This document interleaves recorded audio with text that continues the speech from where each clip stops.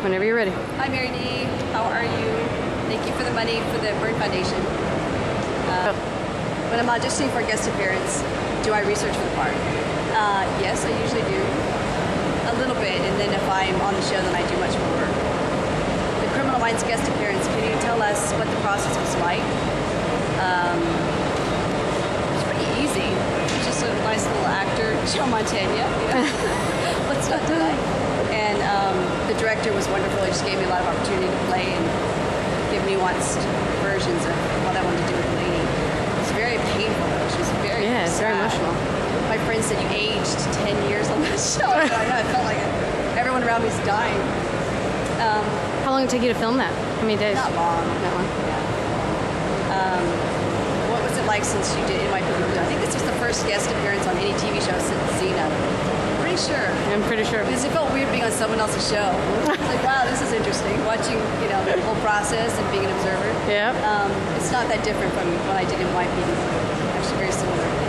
As you go on and you work with really good actors. Boogeyman 2, what did you do to research the role? I just worked with an acting coach on it, just to make sure I knew her perspective that made it different from Tobin Bell's character. What kind of effects makeup did you have to endure that proceeds this process where they put the clay over your, it's not clay, what is that stuff? Oh, the dentist stuff? Gooky stuff, yeah. Yeah, and on Xena they put straws up my nose, so I was expecting that. And he said, no, Renee, it's changed since then. We have a better process. We don't have to do that to you. I said, oh, okay, so this is good. And he said it was made out of an algae, so he said it's basically a facial. So I said, okay, I could use that. Sure, why not? So what was it like working with Jeff Betancourt? He's a lovely man. He's, he was just very eager to have a wonderful movie, so he let us play, and feel free to ask me. Well, I was going to say, did you find it interesting that since he had an editor's background instead of a director's background, did you find it that he was freer with you, like he let you kind of do your own thing, and then he was more confident than the first-time directors. Okay. He knew what he was going to use, and so he only just got the material that he needed, and then when he had it, then he let me play a little bit more. Okay. So other directors, I think, maybe don't have this clear vision of the end product, I think. But what's the difference between working on a big-budget movie like Boogeyman 2? Not that big, eh? I don't think so. And a small budget like Ghost Town. Yeah, they are different. Which do I prefer?